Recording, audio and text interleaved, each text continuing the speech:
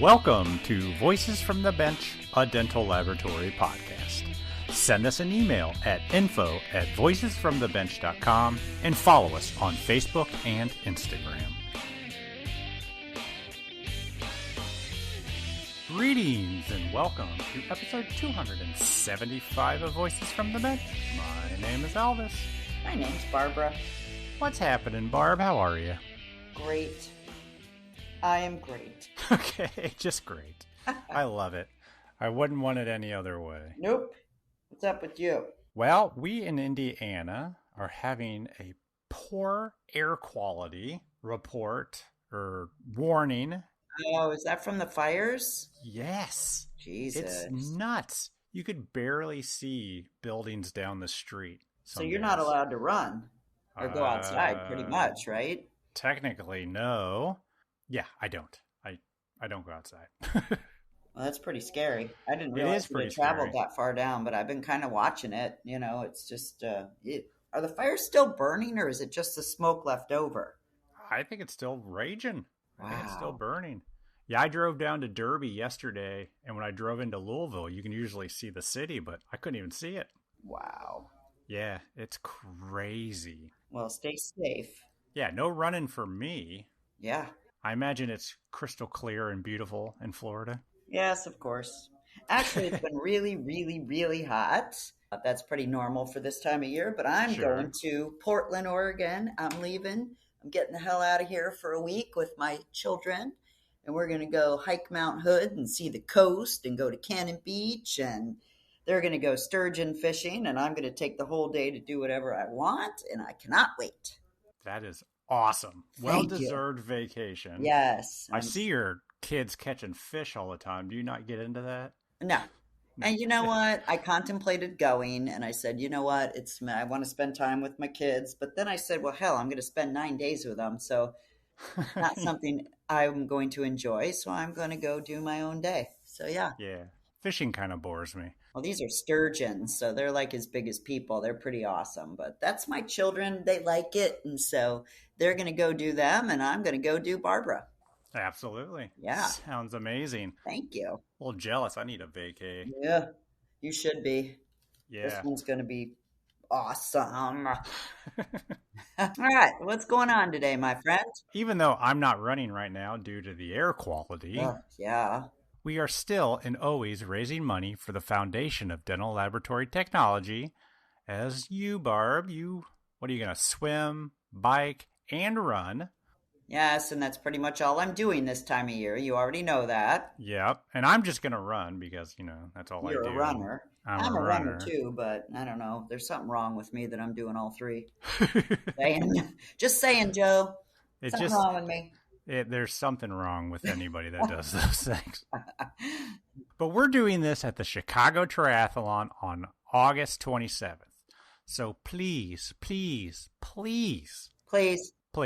go to the dentallabfoundation.org, click the Donate Now button, log in, select Race for the Future 9.0, and type in the name of the racer you want to sponsor. Now, there are many people from our industry that are doing this race. But for the purpose of the podcast... Yeah, we're kind of selfish. Absolutely. We need to be. You can type either Barb Warner or the Abutments, which is the team I'm on. The Abutments. That's kind of perfect, actually. But go ahead. Or you can put in Voices from the Bench, and they will split the money evenly between the two teams. I like that. That's fantastic. Because it's a friendly money-raising competition. Yeah, okay. I like the way you finesse the word friendly. Friendly.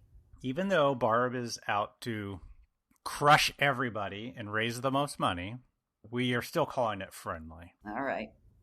For now. So we're going to keep talking about this race until two things. Either the race happens on August 27th, or we raise $1 million. So we're going to talk about it until we're dead. So if you want us to stop talking about it, please donate, and maybe we'll get done a little early. And thank you if you do. Absolutely. Thank you so much. So this week we take you back to LMT Lab Day West, thanks to our good friends at Ivoclar. This smaller than Chicago, but cozier and definitely warmer, event brought us a lot of great people to sit down with us and chat about so many things. First up this week is the president of the NADL, a lab owner, and an all-around good person, Heather Voss. Hi, Heather. Heather comes to us all the way from New York as she takes the president's tour of different lab shows. Heather talks about owning a one-person lab, the life balance that comes with it, some of the goals of the National Association of Dental Laboratories, and her initiative for more community engagement, and why a lab should join the NADL. A lot of info right there, just saying. A lot of info. She's doing a great job as president. Yeah. Much better than you did. I know. Trust me. And then we talk to the guy that can fix pretty much about everything. Uh-huh. Daniel Serrago is the owner of Garland Dental Services. If you ever had broken equipment repaired, it's a good chance that Garland did the repair. Heck yeah. Daniel talks about his background, how he accidentally stumbled across the dental lab industry, pivoting to fix today's equipment like mills, and a nice tip if your burrs are not fitting all the way into your handpiece. So join us from LMT Lab Day West from the Ivoclar table as we chat with Heather Voss and Daniel Serrago. Did you know that not all zirconia is the same? ZirCAD Prime Zirconia from Ivoclar is uniquely produced with gradient technology, which allows two powders that normally sinter at different intervals to be combined into one material which sinters uniformly. The manufacturing process not only optimizes the translucent properties, but it also creates a seamless progression of shade while maintaining optimal strength. ZirCAD Prime is now more affordable than ever and will give you the results your dentist will notice. I've seen it, it's true. Contact your local Ivoclar sales representative today to find out more about Prime and how Ivoclar can support your success. And as always, we appreciate your support of the podcast, Ivoclar.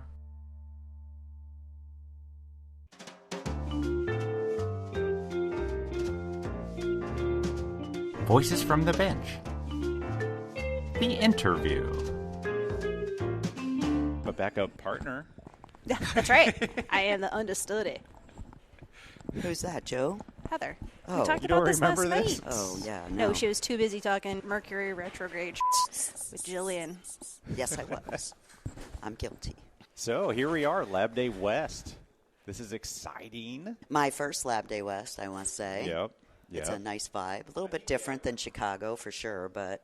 I think our guest is our first Lab Day West. Is that right? This is my first Lab Day West, too. Yeah. Nice. Awesome. Nice. Yeah. Heather Voss. Let's go, Heather Voss, MBA, CDT, current NADL president. And, let's see, you were on our third episode? Oh, yeah. That was a long time ago. That was a long time ago. When we did, like, the group. Wasn't it you? Oh, it was me. Was it?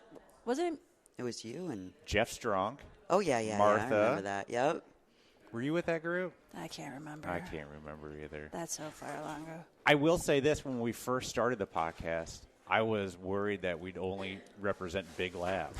Yep. And I was like, Yep. those are all the friends that I knew from the NADL and things like that. And then you helped put me in touch with a lot of solo, smaller labs. And we did our first roundtable of just smaller labs. Yep. Small lads need love, too. They do. Yes, they do. Do. And I hope we represent them well I think on the we podcast. do. Yep. Yeah, I definitely think you guys do. Yeah. There's a good diversity. It's been a long while since you've been on. It is. What's Heather been up to? What has Heather been up to? Really just living the dream. I don't know.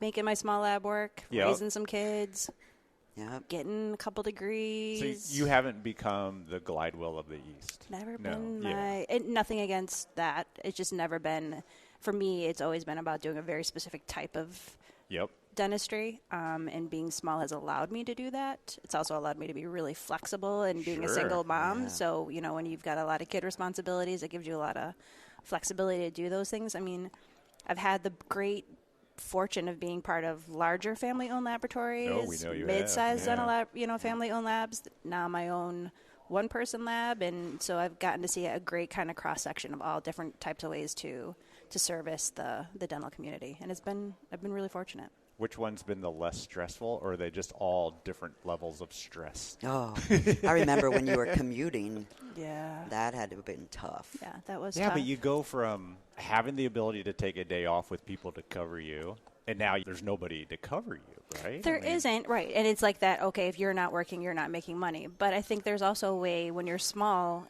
and strategic, right? You price your products in a way that allows you to work smarter, not harder, right?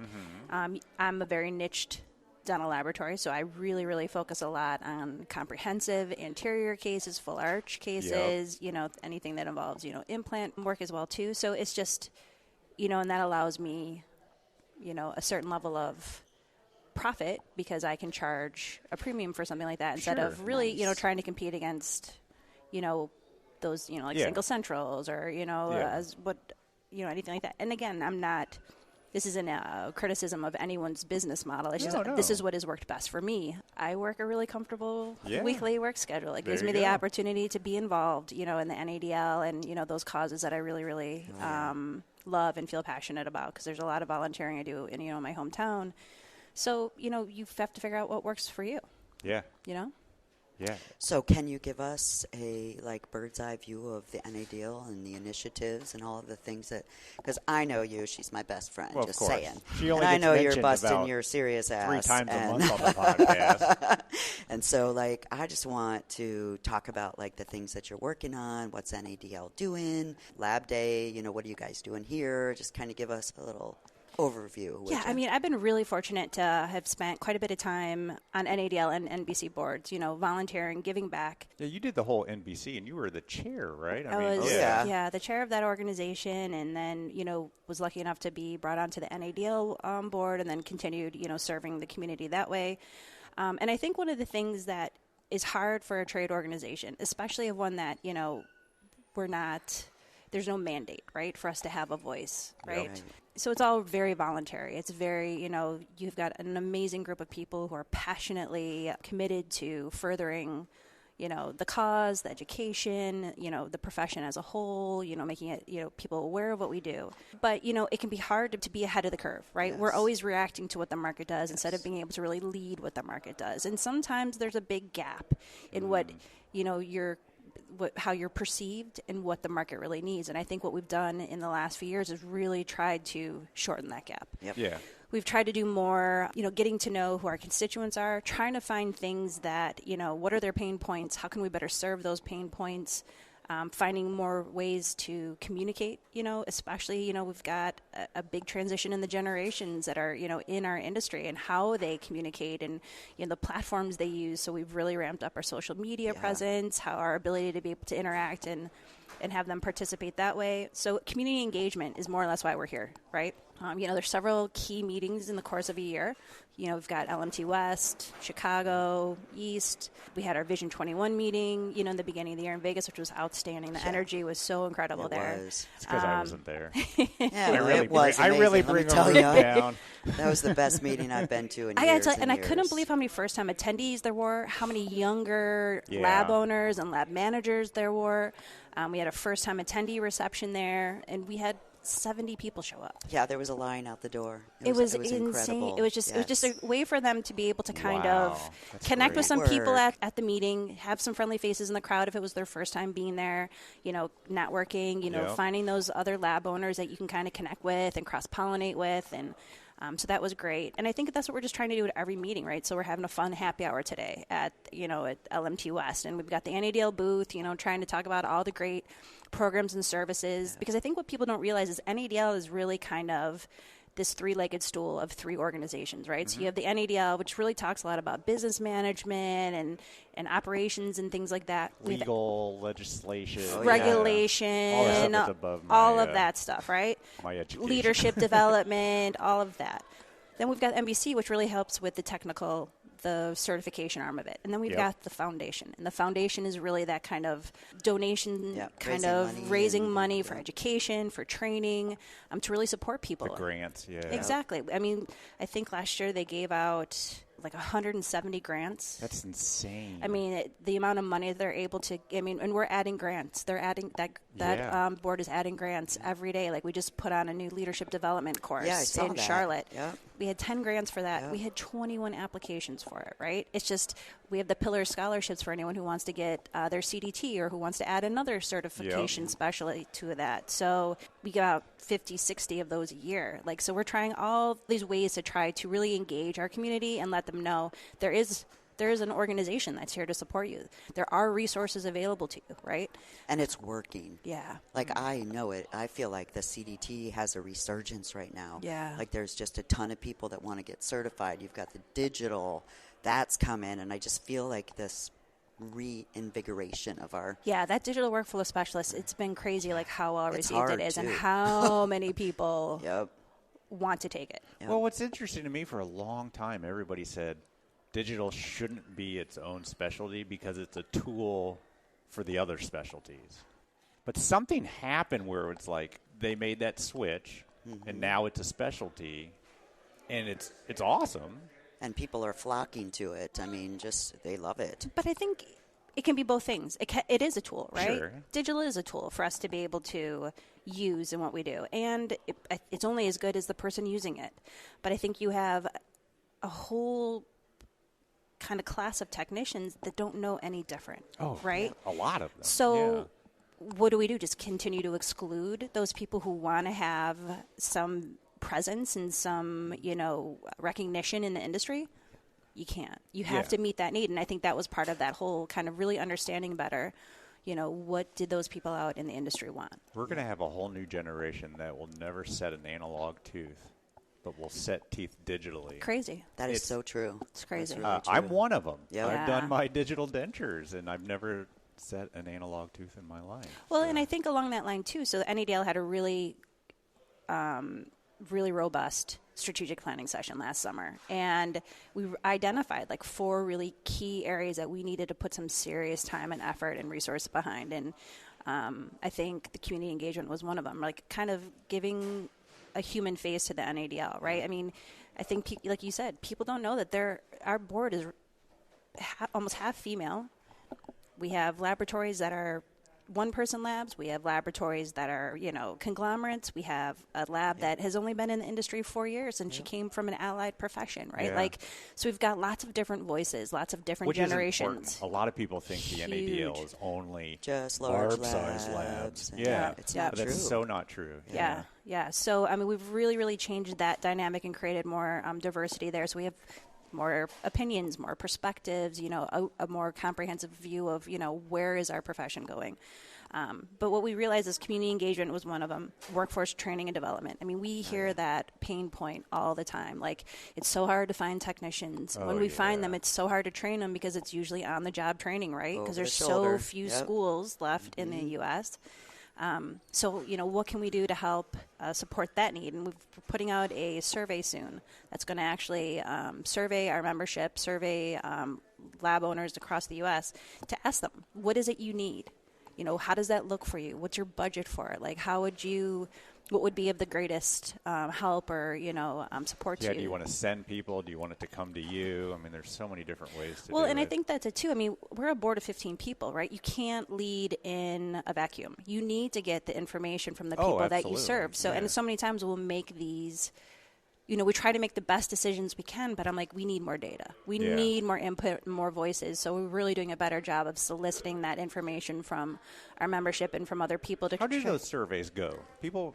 I mean, do you get a lot of... We surprisingly get a really good response rate. Yeah, that's good. Yeah. Normally, they say like 6 to 7%, or it's really low response, but you're getting higher than that. I know you are. We get probably in the double digits for some of ours, which for is sure. fantastic. Yeah. Because normally people are like, But Yeah. when I see it, I'm like, I want to fill it out, and the questions are super relevant, and you can see that they're trying to pull information out to utilize it to better the industry, which I think is important. Well, and I think it's also, in addition to getting the data from, what you're gearing that survey to, you get demographic information, so we can better understand, like, how is the profession changing? Like, who is the face of it? What's their age? What's their education level?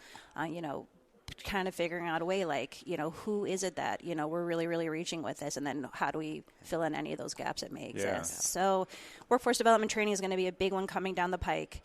We've got an operational effectiveness. It's kind of like more of an internal look, like, are we leveraging all of our resources and all of our capabilities the best possible way? I think, recently we just launched on social media that we're unifying all of our social media pages. I saw that. Yep. And I think the thought was, we have 3 separate organizations, and some people would be subscribed to all 3 of them, right? So you're seeing that same content come across your feed 4, 5, 6 times, right? Yeah. And there's always some confusion, like, what exactly is the foundation? And I thought, NBC was the same thing as the NADL. Like, there's a little bit of confusion in the marketplace, so we want to try to kind of bring it all under one umbrella so it's a little bit more well understood, a little bit framed, so that people can get where we're going with it, and there's more transparency in the whole process. So that's happening. And then occupational awareness. Like, how many times have we all been somewhere, they're like, oh, you make teeth? I thought my dentist made teeth, right? Like, people don't even know we exist. And if we really want to try to, help with that, recruiting and attracting technicians, we've got to be able to have those tools available to do that and support the people out there. So the foundation has helped with some grant money for the NADL so that we can fund almost like a toolkit that we'll be handing out to high schools and to guidance counselors and to community colleges. We just posted that YouTube video. Was it October? Did you see Martha at Triad took her lab to a grade I did. school? I saw that on Facebook. And all those little cool. kids are all playing cool. with it. You got to get them early. Yeah. So I think, what we've just, and it's going to be grassroots. I mean, we are a volunteer organization, right? It has and to be. It's not like we have millions of dollars of, money to be able to fund these initiatives. So we do what we can, and it's, the Martha Martins, she's an amazing, supporter of CDTs and of the profession and in her community. And I think we're just trying to inspire people to do that wherever they can. And I think people forget, when you think about the NADL, is that it is an organization of people that are given their time and their love and their passion and trying to better it. And it's like, without those people, and those people are all in our industry. Yeah. And so I think sometimes we forget to connect the dots when we want to, be negative towards that, is that it's actually us. Well, and I got an opportunity to meet a lovely individual earlier this morning, and she was talking about how she's from a different industry, and she, is in finance and investing, and kind of like happened upon the dental lab profession. And so she was looking into doing some investing in this space, and she's like, one of the things that I really, really, was excited about and interested in, she's like, is it's just this really kind of steady, stable growth in this industry, right? She goes, but the thing that really sold me about why to invest in this sector is because of the people. She's like, I've done months and months of research and reaching out to people and going to meetings. And she's like, the people are so incredibly genuine and authentic and really, really committed and passionate about what they do. And she's like, if you're going to invest in something, you want to invest in that, in the people. Point. You know what I mean? Yeah. You hear about other industries, they're not nearly the way that we close engage and share information, and we're like, I'll tell you what I'm doing. I'm not threatened by you. You want to know how I'm milling or what's zirconia or how I'm layering? And everybody's just so ready to share information. And it's always been that way. Yeah. I remember when I was in my 20s and my dad took me to my first show, I was like, wow, this is just so incredible. You can feel that energy and that passion. And I don't know. I think Barb amazing. and I have that same kind of we've grown up in this industry. We're both second generation, right? That's Our right, dads both had labs. So we did. I've known some of these owners since I was a kid, right? And then you see a lot of the same faces, but you see so many great new ones. But that same kind of camaraderie and just goodwill and just amazing, like you and me. I mean, we've been friends forever. Like, these are lifelong relationships you'll have. But you know what I see a lot online, because, Barb, I spend so much time online. Yes, I know. Stalker.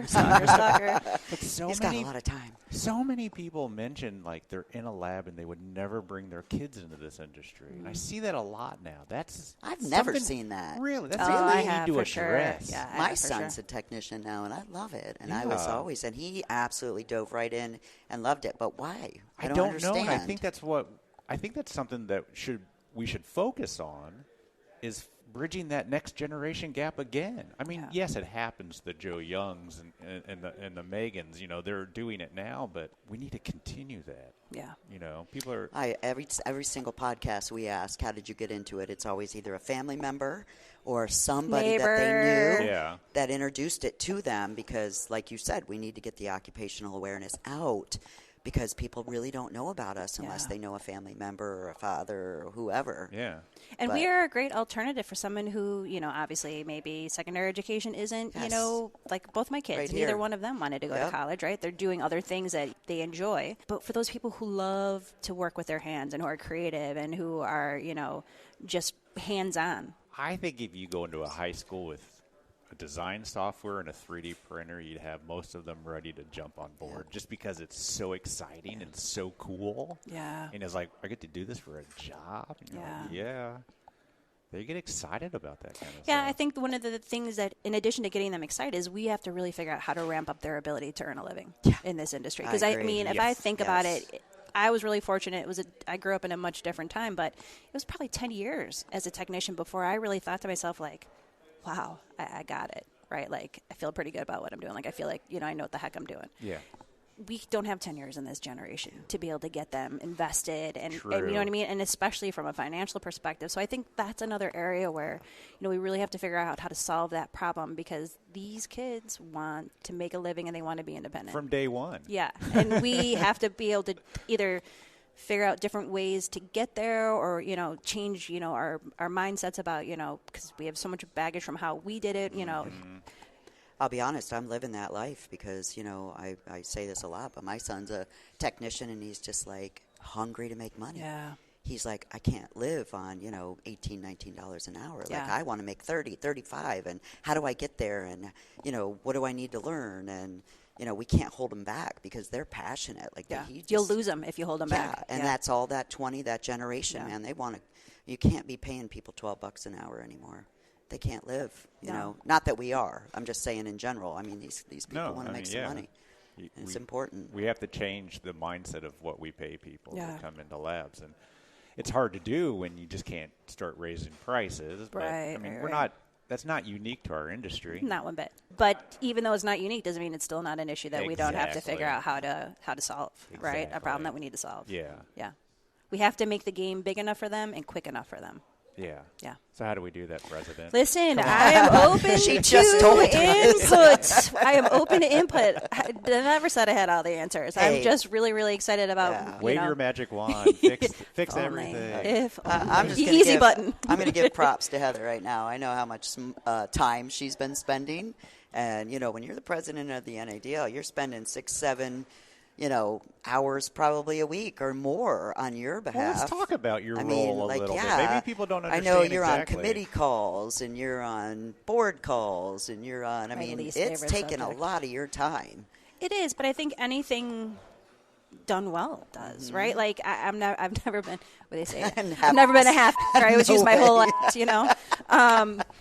So I have never done anything halfway. But I think, you know, you want to leave a positive imprint. If I'm doing this, I'm taking all this time away from other, you know, things I could be doing. I want to make sure that I'm having a positive impact. And it's not like you just became the president. I mean, No. you sit on the board for a while. Yeah, You absolutely. do Absolutely. What is it? Laboratory at large or whatever it's called. You work your way up to presidency. Yeah, I mean, you're elected by your peers, so the board elects you to, you know, to fill that role.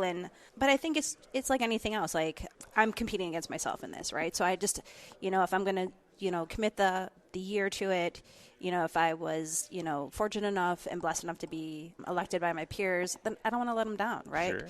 So, you know, we've got some big goals that we want to try to achieve. And I know it will take far more than the 1 year that I have, but if I can at least set the foundation so that, you know, Denise, when she's president next year, and then, you know, whoever becomes president after her, you know, if I can set the foundation, at least the momentum, so they can carry it through. And I think that's always been one of my kind of little pet peeves. Yeah. You know, I sit on lots of boards for different organizations, and there seems to be like, you know, the president is the island and does all the work on their own instead of really bringing in the entire executive team or the entire board and really engaging them, right? And what you have is, especially if, like in a lot of these boards, it's a 1 year term. Right. So then how do you create the consistency? Like, how do you keep those initiatives instead of having to stop and start, right? Yeah. It's like a 3-5 year plan. Yeah, you really do. Yeah. And so, we had the strategic planning meeting last year.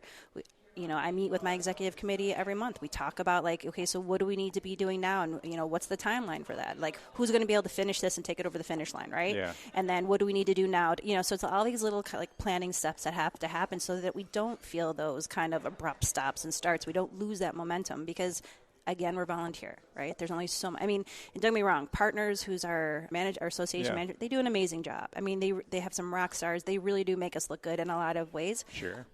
But, it's still ours. It's still our organization, and we we own have it. to give them that direction. We have to give them that, guidance on where we want to go and what we need them to do, So, yeah. Is a year long enough? Hell no. It is, if you're talking about, are you ready when you're done at the end of the year? Yeah. Like if they said, Heather, we're going to make it 4 years, would you be upset or would you I bet you'd be all in. I don't 4 know about years 4 is a years. long time, It is a but long 2, time. 3, I could totally Well, see I think that. what people don't realize is how much time you put in before you actually are president, Sure. right? So if you have 2-year terms that you're eligible for on the board, and then you move into the executive And that's committee. what, 3 years to and move up? that's Secretary, treasurer, vice. Yeah, you're talking 8 to 10 years. So you're Yeah. talking 8 to Seriously. 10 year Yep. commitment, right? So I feel like that's enough time for me to have participated and contributed. You need new voices, you need new perspectives. Absolutely. You know what I mean? I will always be available for committee work. I do a ton on the NBC board. I've been really involved in the digital workflow specialist and helping create the questions and what the practical looks like. I'll always volunteer, but I don't think I need to be in the leadership position. You know what I mean? I think you No, that's need a great other answer. people to have I that agree. opportunity and to be able to contribute. Yep. Yeah.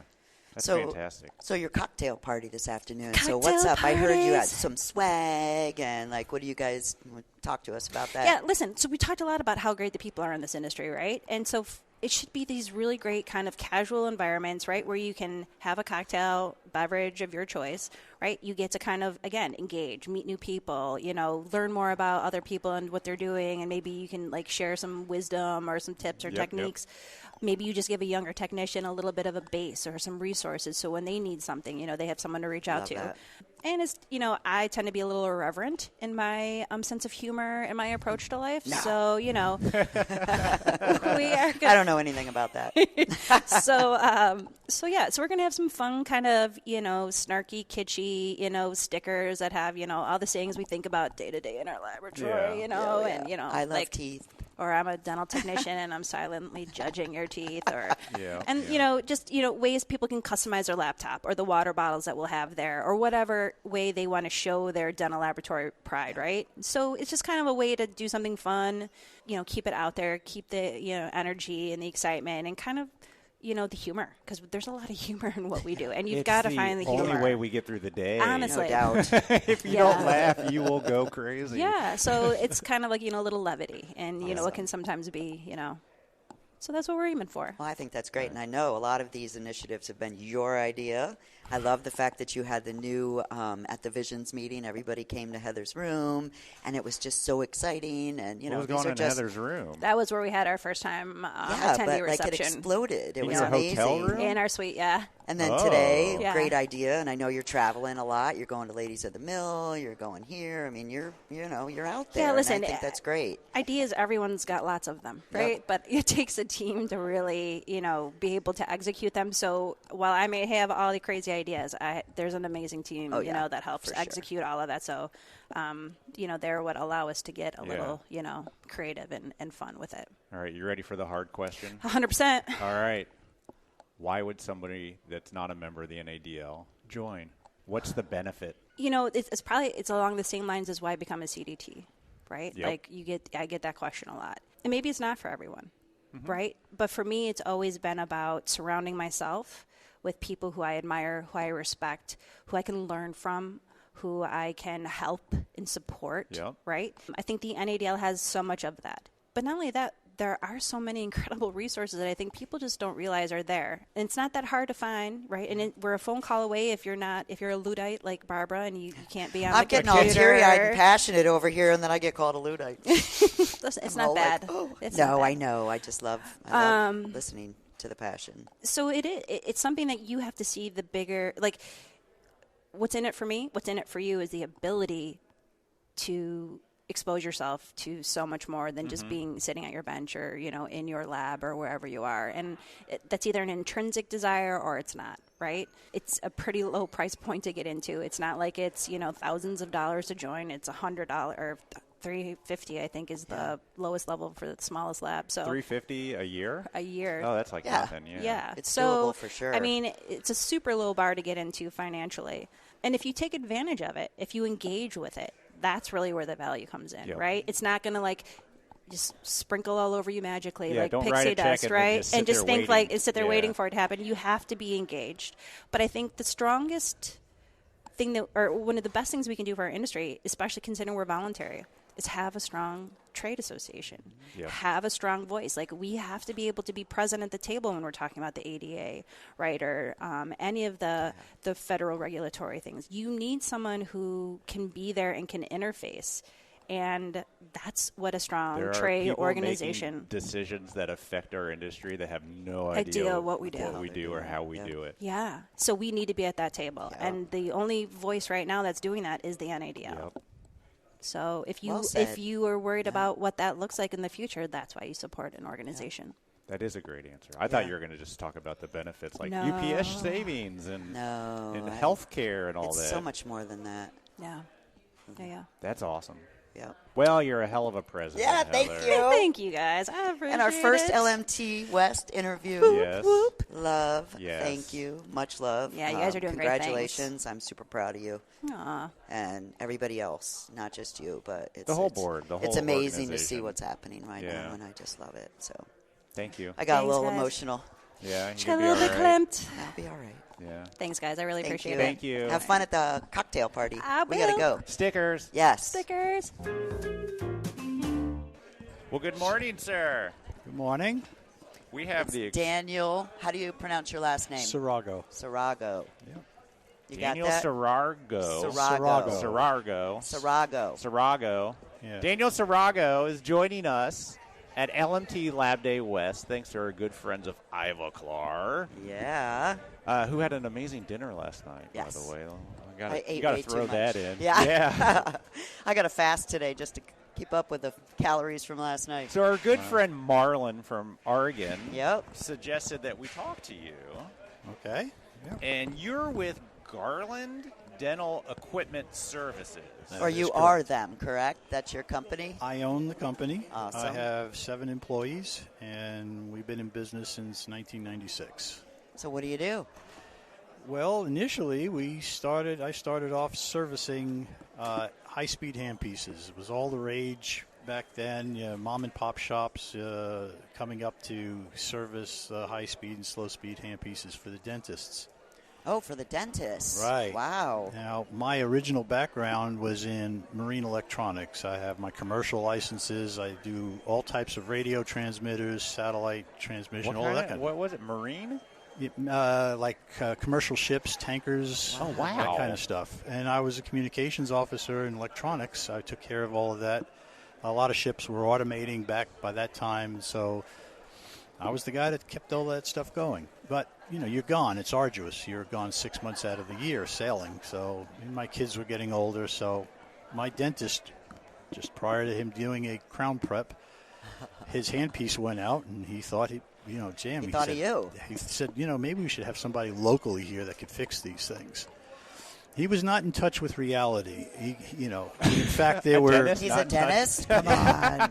That's surprising to hear. When I did research, there were probably 25 other mom and pop handpiece repair places in the Dallas-Fort Worth area in 1996. Wait, that many? Yes. That's a lot. I had no idea that was. It had been featured in Entrepreneur magazine 2 separate times about one of the best up-and-coming businesses. And it repairing handpieces for dentists. Which I didn't know until well after the fact. Wow. Right.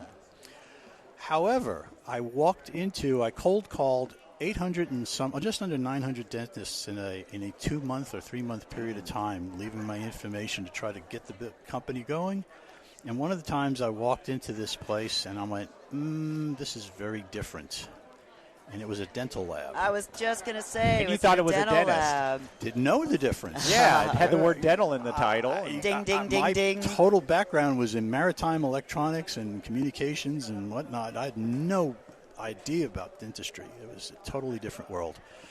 And so I just, you back in those days, you can buy specified lists on a CD, and it would cost you maybe, $60, $100, not the $1,000 you buy today for the same data. But phone numbers, addresses, all of this, I would collate lists by zip code, do all this cold calling, build the company. Yeah, long before being able to just go on Google. That's correct. Yeah, exactly. And so I walked into a lab, and there's all this different type of equipment here. And this guy was very, very interested in what I was doing and why and all of this. I can't remember his name, but I remember where the lab was located in Dallas. Yeah. And he just showed me a bunch of things, and he says, well, this doesn't work. He says, could you fix that? And I said, I fix a lot of things I've never seen before. Just load me up with what you want to give me a shot at. And there was like 3 porcelain furnaces by Jelenko. There were I still have that. Demko alloy grinders. There was a bunch of stuff. I must have put about 300 pounds of stuff in my car. He had all this stuff just not working. Not just working. Sitting around waiting for this so you magical had a guy gold to mine, come man. And there's nobody doing this. There was nobody in the U.S. doing this except for the manufacturers. Yeah, which is not fun to get them to repair stuff. It was time. It was a lot of things. Ship it out. Yeah. And I found my niche.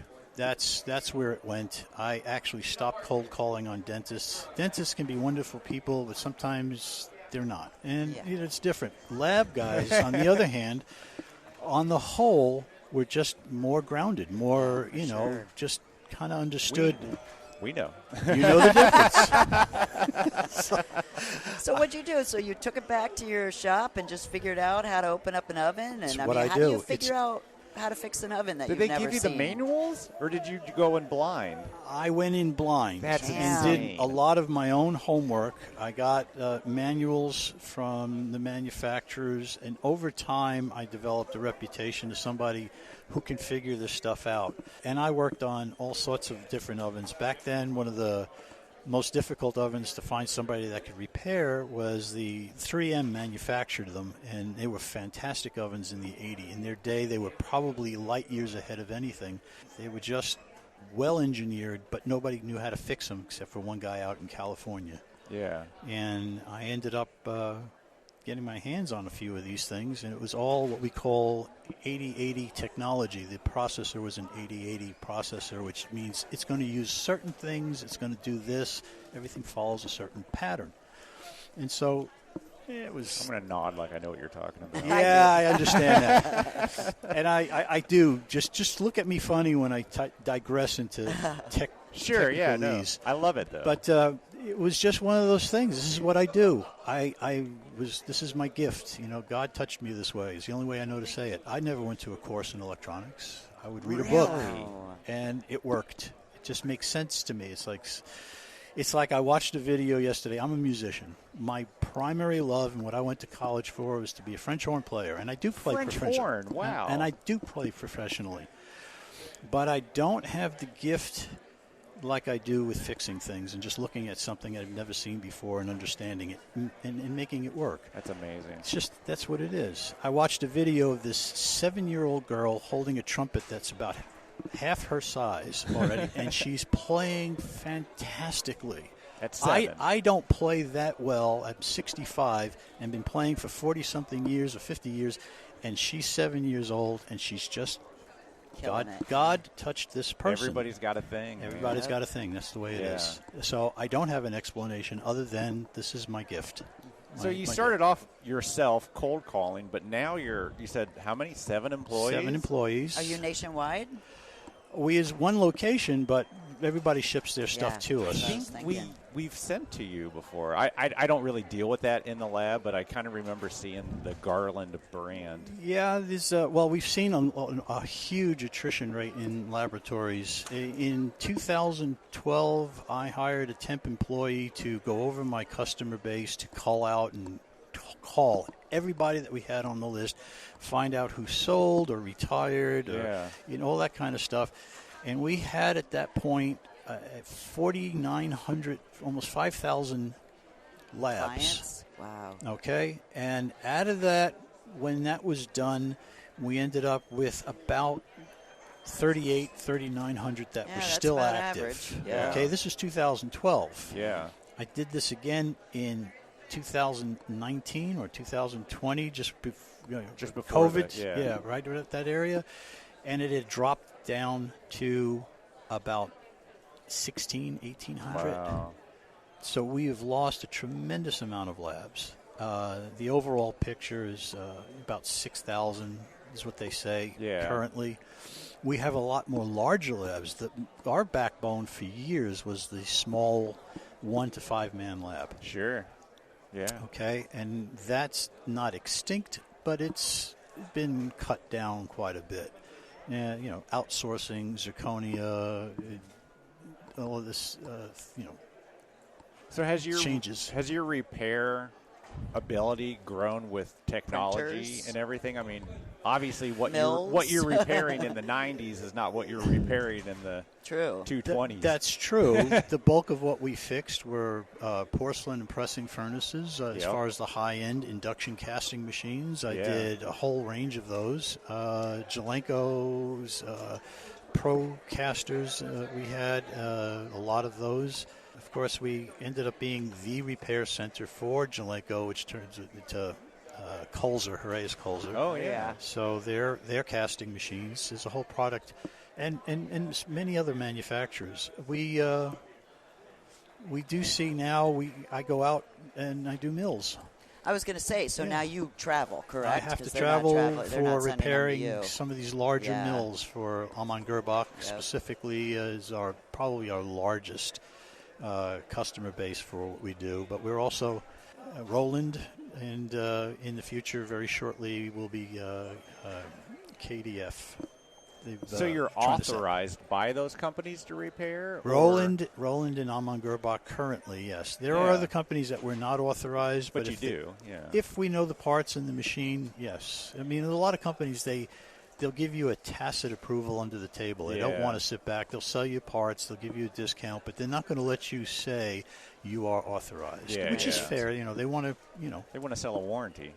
Yeah, fair enough. I mean, it's a tough business. There's a lot of money going around, but it's hard to make and sustain that. People don't understand. In order to be a good milling machine technician, it's not the same as fixing almost any other piece of equipment, because you have to be able to see in your mind in a three-dimensional, because the machine operates in a three-dimensional space. So when you've done everything and it looks right on the mechanical side, but when you mill, there's not coming out right, things are wrong, you have to sit back and say, okay, what's this machine doing? And you have to kind of see it from the machine's perspective. Yeah. It's kind of a 3D thing. I'm kind of okay at this. There are people that see 3D much better. Interesting, yeah. But I'm decent enough that I get by. But it's just that's where the difference is. And these people are worth, serious dollars to do that. Well, yeah. Yeah, so it's not, the average technician that does your chair repairs or your lights or whatnot can do some of the basic repairs on a mill, but if it's something that's really deep inside, you have to have somebody that has that kind of understanding. There's a lot going on in these mills. Oh, I mean, it is. It's not one thing spinning, you know what I mean? Plus all the electronics. I imagine that's really made it harder to repair when you start adding all the fancy user interfaces. I mean, some of these things have like iPads attached to them. And that's the software and user interface side to it. So there's a whole, it's not just one thing. There's a myriad of facets to a good milling system working, from the computer to your scanning side first, really, to the computer and whatnot. It gets a lot of high-end technical disciplines in order to do what's happening out there. It is really. But having said that, not to push it the wrong way, but the technology that we're dealing with has been around 30, 40 years. Yeah. This dentistry is new to it. Yeah. It's relatively new. And it's a different world for a lot of the dentistry, but it's not to the commercial milling world. I see what you're saying. Yeah. Yes, and on a scale of 1 to 10, the demands for technical exactness in dentistry is probably a 3 out of 10, yeah. 4 out of 10. There's milling requirements that get down into nanometers, tenths of nanometers of but we're dealing in tens of microns. Yep. And if you can get something within 50 or 100 microns, you don't even notice that. No, yeah. So it's a different world, but the complexity of it is no less. Regardless, I mean, it's just there's just a degree of accuracy that we don't have to have. We have a slightly easier ride. So you said you have 7 employees. Yes. So do you train them? I mean, how does that I train work? the 4 bench techs that we have, and most of my employees, I think the shortest one now is 7 years or 8 years. Yeah. So there are various parts we do. We have our handpiece guys, which most people have to know how to do all the handpieces. I have one tech that takes care of like the ultrasonics and the suction units and some of the larger. They specialize almost. That's exactly what I was going to say. Yeah, they will do that. I have one guy that takes care of my furnaces and most of the casting machines that still are in use. Yeah, we sell parts and we service them. There are people that have specialized that their whole lab now is to outsource copings. Huh. Yeah. They have 3 or 4 casting machines, and that's all they do, 8-10 hours a day, and they are doing coping. I want to put a plug out there. Zirconia is what it is, but it is not 80-90% of the market. It's not even close to that. Just talk to Arjun. Arjun's your guys. How much metal are they selling now? How much metal were they selling then domestically? And you'll find that there was a plateau. The saturation, there is a requirement out there that requires PFMs still. Zirconia is wonderful, but come to the Midwest, we're still doing them. Yeah, there's a lot of docs still doing PFMs, and so is Emax. Emax is, or any of those lithium silicate / disilicate products. It hasn't gone away, and I don't know that it should. Great. So. There'll be new materials, these ketone materials that are coming out and developing and growing. So it's an evolving technology in some really interesting ways. Now, I don't want you to name a brand, but what do you repair the most? Hand pieces? I imagine you see a ton of those things. Yes, we do. Yeah. They're still used, and the use of zirconia is harder on hand pieces than porcelain ever was. Yeah. I liken, and it's not even a good analogy, but when people were doing non-precious metals and they're cutting and having to finish off their non-precious materials, it's very hard on hand pieces, and zirconia is worse. Yeah. If you and you don't get the do dust right. up inside. And I'm sure that nukes it. Yeah, that does hurt. But that's a common problem forever. We used to see a lot of porcelain dust in the handpieces as well. If they're not close up to the suction, and the handpieces actually create their own vacuum. As that thing spins, it'll actually sucks the dust in. Interesting. So what's the biggest problem with the handpiece, that they stop working altogether? The bearings in the nose fail more than any other component. But they're meant to fail over time, right, and be replaced? I mean, I don't know much about handpieces, honestly. Well, brushes, I've heard. Theoretically, if you can create it in such a way that you can eliminate or obstruct the vacuum that is created down right by the actual spindle due to the spinning effect, and you don't get dust in there, like the motor sections on some of these handpieces can go 2-3 times the length of the spindle. Oh, nice. Yeah. And so, and also that's where the load is you're pushing and whatnot. Yeah. Now in zirconia, it's a different technique. You can't use a lot of pressure. Yeah. It's but there is some stuff they have to do, the cleaning and whatnot, adjusting. It just takes the life out of them. So I have a handpiece that I use when I do chair side, but I don't think it. I think there's something stuck in there. it doesn't go all the way in? Well, if you can take the chuck out, you might have just built up a lot of dirt inside the chuck because it gets sucked in over time, and then you push your burrs in there, and it acts like a nice, and you keep going. What do they call those things in the old cannons? They used to plunge it. They push the gunpowder and press it down with the wadding. So you and think whatnot. it's just gunk? Yeah. That's the first place I would look. Yeah.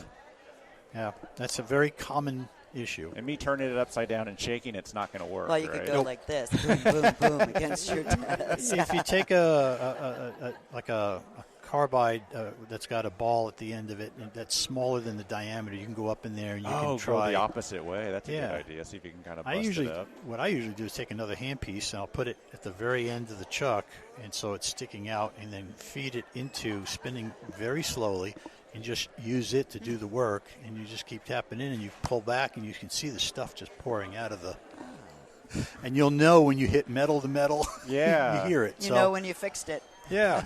Interesting. I'm going to try that, and then if not, I'm going to send it to you. Yeah. Okay. Because this is the handpiece they gave me, and I'm like, what is this? Seems it's sticking out too far. It's sticking out too far. Yeah. It's probably got dirt inside of it. Interesting. That's a very common problem. Well, there you go. There's a good tip for everybody. Exactly. Clean your handpiece. Yeah. Yep. Well, thank you. Yeah, thanks, Daniel. That's Appreciate you interesting. stopping by. I appreciate you coming over. Not a problem. We've never had this repair, and it's interesting, and it's a great service. Yep. One we need for sure. Yep. Yeah. Because I know every lab, I've been to a lot of labs, they have that closet of stuff that doesn't work too well anymore. And it's all packed away. Our policy has always been to do free estimates. There are a few exceptions because you just have to do a fair amount of work just to get down to figure out what it is. Yeah. And we try to let them know ahead of time. But the vast majority of products we have, we can look at them in a decent amount of time where we can feel that we get enough people that end up wanting it done. The incentive is send it in. We do provide estimates at no charge. And if you decline it, the only thing you have is the cost of the shipping it back to you. Yeah. You know? I think that's not a great. bad deal for a couple hand pieces. Absolutely. Because I know everyone's got a drawer full of ones that don't work. Hand pieces, waxers, suction units, lathes. lathes. See a lot of those. We see those. Yeah. Types of model trimmers. Gosh. I would say if you go to garlanddental.com. Perfect. Okay, www.garlanddental, 2 D's in the middle, and we have our whole catalog that's on there.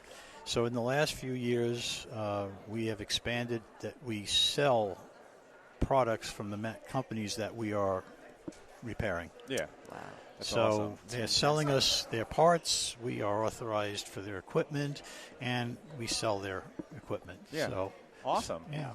And so you can see all if you have questions about it, we have our number there. Give us a call. All right. Cool. Thank Appreciate you. it, Daniel. Yeah. Quite Thank welcome. you so much, Thank man. you for sitting down with us. Not a problem. Thank Have you. a good one. Yep. Huge thanks to Heather and Daniel for sitting down with us at the Ivoclar table at Lab Day West. I'm pretty sure everybody knows that Heather and I are super good friends, but I really am proud of her and all of her success with her lab, with the NBC, and now as president of the NADL. She literally is just killing it. She's working really hard to make a difference, and especially to bring more awareness of our industry and the NADL. And by the traffic at the happy hour during the show, guys, I think that it is working. She also did something at the FDLA very similar, celebrating CDT and dental technician. It was pretty awesome. And to the guy that can fix anything, thanks for keeping all of our equipment working. I know pretty much everybody has a closet or a room full of equipment that isn't working right. Maybe, just maybe, you should send it to Garland Dental Services to have them get it up and working again. If so, head over to garlanddental.com for more information. Awesome, everybody. That's all we got for you, and we will talk to you next week. See ya! Bye.